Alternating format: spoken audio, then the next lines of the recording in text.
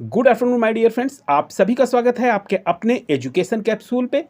और जैसा कि आपको थंबनेल देखकर पता चल गया होगा कि हम किस बारे में बात करेंगे, तो हम बात करेंगे बिहार पुलिस दरोगा की बहाली के बारे में।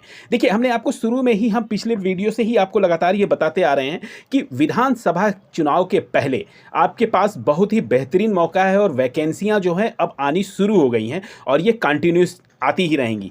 ठीक है, उसी में गृह विभाग की तरफ से, गृह विभाग के अंतर्गत में देखिए, पुलिस जो है ना, जो भी रक्षा से संबंधित होता है वो गृह विभाग के उसमें होता है। तो गृह विभाग जो है लगातार कोशिश कर रहा है। अभी जैसे होमगार्ड की भर्तियां आ रही हैं और आपका पुलिस ड्राइवर की भर्ती आ रही है और ये दरोगा की भर्ती आ गई है।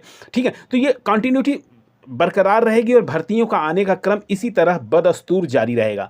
ठीक है, तो चलिए हम देख लेते हैं। यहाँ पे आज हम बताएंगे भर्ती का नोटिफिकेशन जारी हो चुका है। ठीक है, अभी हम नोटिफिकेशन पे चलेंगे और वहाँ पे विस्तृत देखेंगे। वहाँ पे हम योग्यता के बारे में देखेंगे, आपकी उम्र सीमा क्या होनी है, आवेदन तिथि क्या रहेगी और आपका फिजिकल स्टैंडर्ड क्या रहेगा। वहाँ पे आपका जो भी आपके परीक्षा का जो प्रारूप होगा वो कैसा होगा, मतलब एग्जाम का सिलेबस क्या होगा, इसके बारे में भी हम देखेंगे। यानी हम संपूर्ण विश्लेषण करने वाले हैं इसमें। ठीक है, और इसके ऑनलाइन अप्लाई चालू हैं, इसके बारे में भी हम बात करेंगे।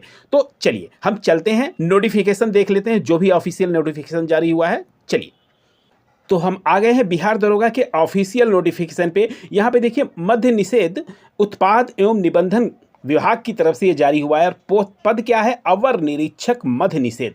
ठीक है, और यहाँ पे आपकी अंतिम तिथि कब होने वाली है, तो 27/3।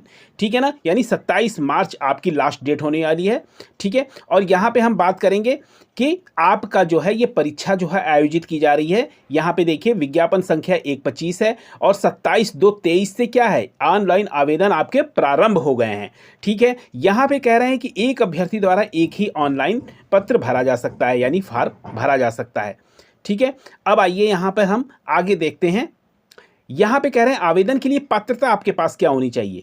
ठीक है, तो यहाँ पे कह रहे हैं कि भारतीय नागरिक होना चाहिए, पुरुष और महिला दोनों आवेदन कर सकते हैं। तो ठीक है, यहाँ पे आप महिला पुरुष हैं, कोई भी हो, आप आवेदन कर सकते हैं इसमें। अब यहाँ पे शैक्षणिक योग्यता की, मतलब आपके पास योग्यता क्या होनी चाहिए, तो यहाँ पे देखिए कह रहे हैं किसी मान्यता प्राप्त विश्वविद्यालय से स्नातक परीक्षा, ठीक है ना, आप या उसके समकक्ष परीक्षा, जो भी आपकी ग्रेजुएशन डिग्री के समकक्ष हो। मान लीजिए आप बीए हैं, बीएससी हैं, बीकॉम हैं, ठीक है, इस तरह की अगर आपके पास डिग्री है और या कोई ऐसी डिग्री जो इसके समकक्ष परीक्षा के बराबर हो। तो जैसे आपका क्या होता है कि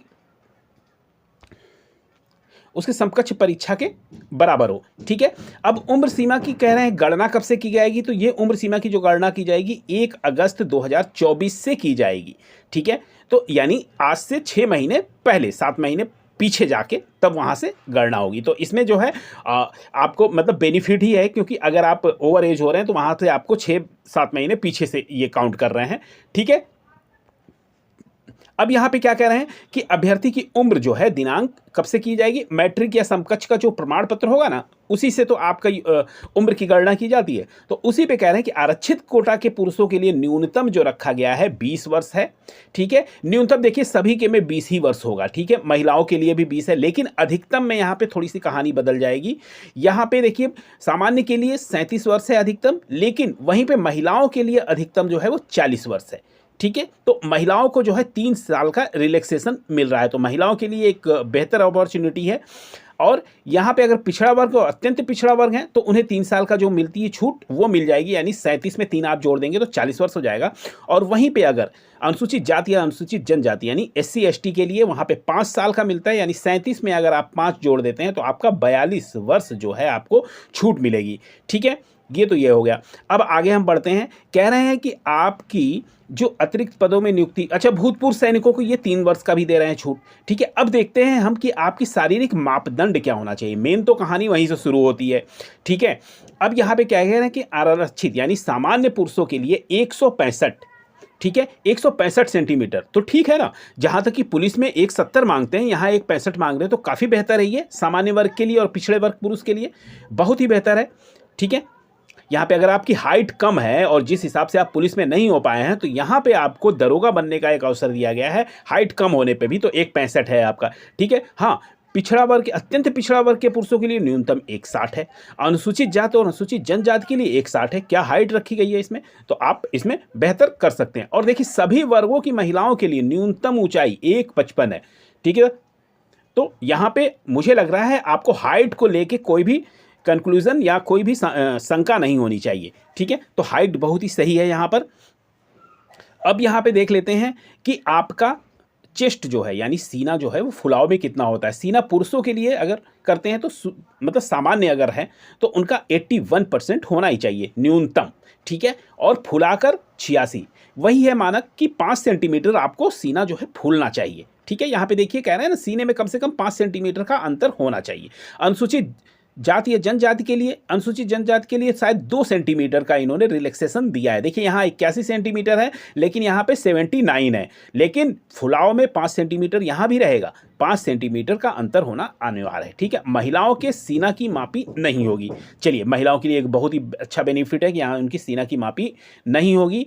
और यहाँ सभी वर्गों की महिला अभ्यर्थियों के लिए न्यूनतम 48, हाँ यहाँ पे अगर आपकी, यहाँ पे देख लीजिए, अगर आपकी लंबाई जो है, महिलाओं की बात कर रहे हैं हम, 155 है, लेकिन 155 या उससे अधिक है तो, लेकिन न्यूनतम जो है आपका 48 किलोग्राम होना चाहिए। यहाँ वजन का काफ़ी मायने रखेगा। ठीक है, तो अब यहाँ पे हम देख लेते हैं कि लिखित प्रतियोगी परीक्षाओं में क्या होने वाला है। तो देखिए आवेदन पत्रों के संग्रहण के उपरांत आवेदन पत्रों की संवीक्षा की जाएगी। ठीक है, और अभ्यर्थियों को आवेदन पत्र सही पाए जाएंगे उनके, मतलब सीधी सी बात है, आप जो ऑनलाइन फॉर्म अप्लाई करेंगे ना उसकी एक बार से इसको मतलब उसको देखा जाएगा कि उसमें आपने जितने भी किए हैं फॉर्म फिलअप किए हैं वो सही है कि नहीं है, और जो भी सही पाए जाएंगे उनके लिए लिखित परीक्षा का आयोजन किया जाएगा। ठीक है, और लिखित परीक्षा जो है यहाँ पे 2 चरणों में हो रही है। एक होगा यथा प्रारंभिक एवं मुख्य परीक्षा। तो देखिए यहाँ पे एक प्री होगा और एक मेन होगा। ठीक है, अब लिखित परीक्षा में सभी प्रश्न जो है बहुविकल्पी, यानी दोनों जो आपके पेपर होंगे वो आपके बहुविकल्पी प्रश्नों पे ही आधारित होंगे। अब यहाँ पे बात कर लेते हैं कि हमारा जो प्रथम चरण का जो पेपर होगा उसमें क्या क्या पूछा जा सकता है और क्या आ सकता है। तो देखिए प्रारंभिक परीक्षा जो होगी प्रथम चरण में, यहाँ पे 200 अंकों का आपका पेपर होगा। एक ही पेपर होगा जिसमें सभी प्रश्नों की संख्या जो है वो 100 होगी। यानी आप ये मान के चलिए कि एक प्रश्न का आपको 2 नंबर मिलेगा और परीक्षा की जो अवधि होने वाली है वो 2 घंटे की होगी। ठीक है, तो काफ़ी समय है, 100 क्वेश्चंस है आपके पास और 2 घंटे हैं, तो बहुत ही इत्मीनान से आप ये क्वेश्चंस कर सकते हैं। ठीक है, अब क्या है, सामान्य ज्ञान यानी समसामयिकी मुद्दों से संबंधित प्रश्न पूछे जाएंगे इसमें, या आप ये नोट करिएगा। 30% से कम अंक प्राप्त करने वाले अभ्यर्थी को मुख्य परीक्षा में असफल घोषित किए जाएंगे। तो यानी कम से कम आपको 30% नंबर तो लाने ही होंगे मेन परीक्षा के लिए।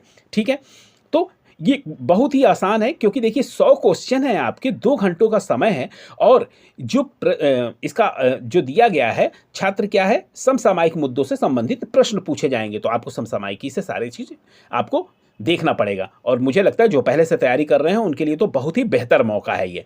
ठीक है, अब यहाँ पे कह रहे हैं प्राप्त अंकों के आधार पर रिक्तियों में 20 गुना सफल अभ्यर्थियों का चयन होगा। मतलब आप जितने बताएं, जितने पोस्ट हैं उससे 20 गुना बुलाए जाएंगे।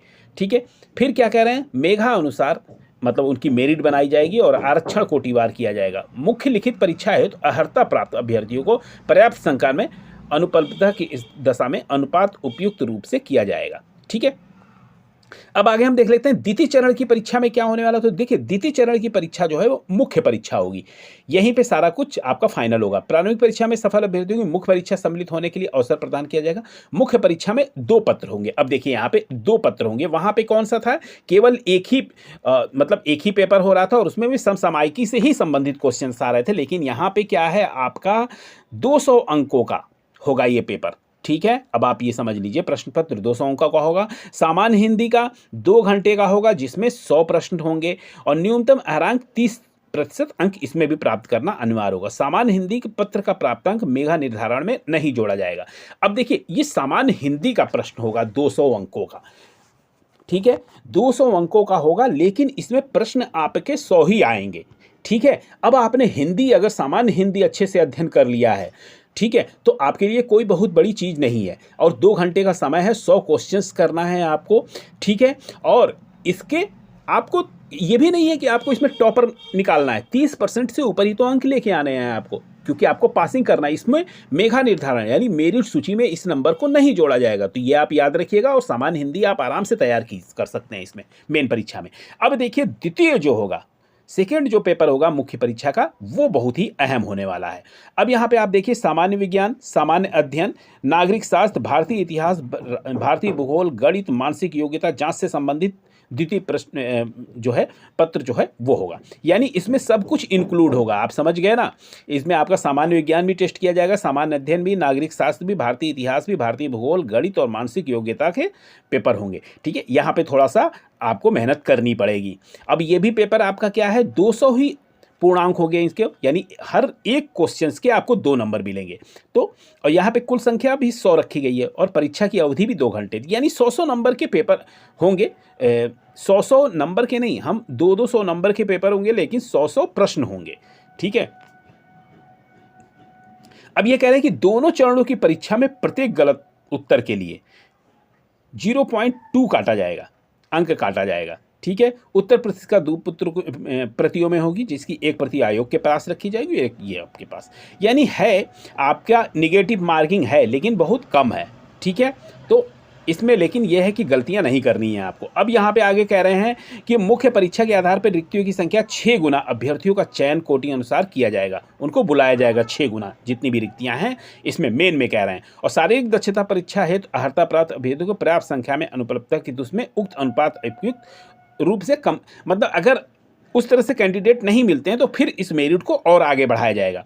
ठीक है, अब यहाँ पे तृतीय चरण में क्या होगा, शारीरिक योग्यता दक्षता परीक्षा होगी, जिसमें अभ्यर्थियों का सफल होना अनिवार्य होगा। जिसमें अब क्या होगा, इसमें दौड़ होगी। देखिए आपकी दौड़ होगी पुरुषों के लिए 1 मील यानी 1.6 किलोमीटर की दौड़ है, 6 मिनट 30 सेकंड में आपको इसको करना है। ठीक है, अधिक समय लेने वाले अभ्यर्थियों को असफल घोषित, ये सब जगह होता है भाई, क्योंकि आपको 6 मिनट 30 सेकंड का ही डेडलाइन दिया रहता है, इसके अंदर ही आपको ये कंप्लीट करना है। सभी कोटों में महिलाओं के लिए 1 किलोमीटर की दौड़ होगी और समय आपका 6 मिनट का होगा।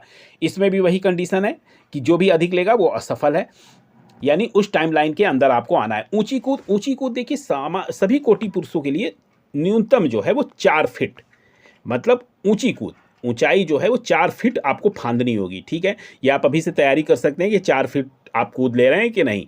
ठीक है, यहाँ पे सभी महिलाओं के लिए जो है वो 3 फीट है, महिलाओं के लिए सही है 3 फीट। ठीक है, और लंबी कूद सभी पुरुषों के लिए 12 फीट की रखी गई है, लंबी कूद जो दौड़ते हुए आते हैं और आप कूदते हैं। ठीक है, और महिलाओं के लिए 9 फीट रखी गई है। ठीक है, गोला फेंक पुरुषों के लिए 16 पाउंड का गोला जो फेंका जाएगा वो फेंकना है। ठीक है, और कितना 16 फीट फेंकना है, तो ये कोई आसान मतलब कोई बहुत मुश्किल चीज़ नहीं है, आराम से आप फेंक सकते हैं। ठीक है, इसमें 12 पाउंड का रहेगा महिलाओं के लिए और इसको 10 फीट फेंकना होगा। ठीक है, और 10 फीट से कम फेंकने वाली महिलाओं को क्या फेल कर दिया जाएगा। तो यही कंडीशन है। फिर क्या कह रहे हैं, नियत समय पुरुषों के लिए 6 मिनट 30 सेकेंड और महिलाओं के लिए 6 मिनट दौड़ पूरी करने वाले को ही लंबी कूद गोला कूद, और मतलब इसमें जो है अब देखिए यहाँ पे थोड़ा सा आप इसको गौर से समझिए, ये हर जगह होता भी है। देखिए कह रहे हैं कि पुरुषों के लिए 6 मिनट 30 सेकेंड, महिलाओं के लिए 6 मिनट पूरी करने वाले अभ्यर्थियों को ऊंची कूद, लंबी कूद और गोला फेंक स्पर्धाओं में न्यूनतम निश्चित मापदंड पूरा नहीं करने पे असफल घोषित किया जाएगा।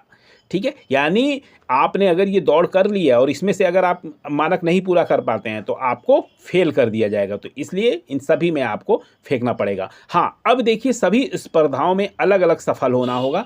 ठीक है, लेकिन ऊंची कूद, लंबी कूद और गोला फेंक में अधिकतम 3 मौके दिए जाएंगे। ये हर जगह दिए जाते हैं, आपको भी पता है, लेकिन दौड़ में केवल 1 ही मौका मिलता है आपको। ठीक है, मेधा सूची और नियुक्ति की अनुशंसा की बात हो रही है, तो यहाँ पे अंतिम रूप से सफल अभ्यर्थियों को मेधा सूची यानी मेरिट लिस्ट में जो है लिखित परीक्षा में जो आपने प्राप्त किए होंगे अंकों पर, ये जो है इस पे डिपेंड करेगा। तो मेन यही है, लिखित परीक्षा आपका, इसी पे आपकी मेरिट बनेगी। ठीक है, तो बहुत ही अच्छी बात है। अगर आपके ग्रेजुएशन में और उसमें मेरिट नहीं है, आप बहुत कम नंबर हैं, लेकिन अगर आप इसमें डिफीट करके पास कर लेते हैं और अच्छे नंबर ले आते हैं तो फिर तो आपकी बल्ले बल्ले है। ठीक है, अब क्या कह रहे हैं, शैक्षणिक योग्यता में समान, ये तो सही सी बात है, जो भी उम्र जिसकी अधिक होगी वो आगे जाएगा।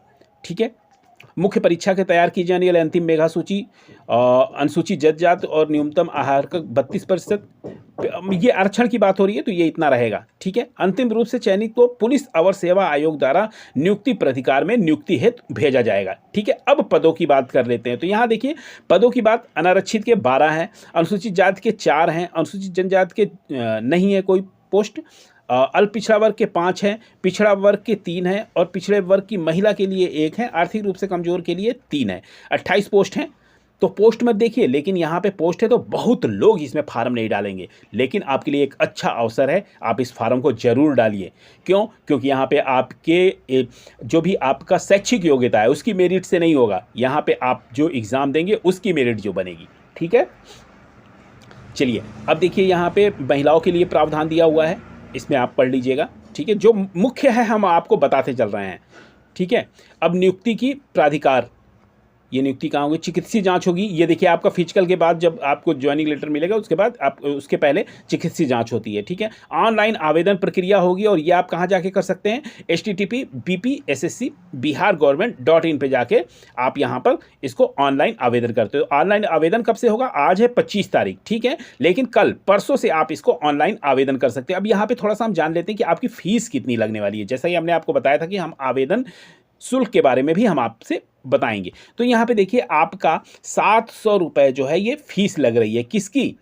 आप अगर अनारक्षित, ठीक है ना, अत्यंत पिछड़ा वर्ग, आर्थिक रूप से कमजोर और अनारक्षित वर्ग के पुरुष महिलाओं का पुरुष का, ठीक है, महिला या पुरुष दोनों का 700 रुपये लग रहे हैं। लेकिन बिहार राज्य के मूल निवासी अगर अनुसूचित जाति या अनुसूचित जनजाति के हैं, ठीक है, तो उनके लिए जो है आपका 400 रुपये लगेंगे, ठीक है। और सभी वर्ग, यहाँ पे आप ये ध्यान रखिएगा, मूल निवासी अगर आप बिहार राज्य के मूल निवासी हैं, अगर महिला हैं, ठीक है, अगर ये महिला अगर हैं, मूल निवासी हैं अगर बिहार की, सभी वर्ग की महिलाओं के लिए 400 रुपये, ठीक है। लेकिन अगर आप अनारक्षित वर्ग और दूसरे बाहर राज्य के बाहर की अगर कोई भी महिला पुरुष होते हैं तो उनको 700 देना पड़ेगा, ठीक है। तो आपको एक बात समझ में आ गई कि अगर आप अनारक्षित वर्ग के पुरुष हैं, ठीक है, पिछड़ा में हो और सामान्य में हो, ईडब्ल्यूएस में, तो आपको देना होगा 700 रुपये। लेकिन वहीं पे अगर आरक्षित में सामान्य में अगर महिला है तो उसे 400 रुपये ही देने पड़ेंगे, ठीक है।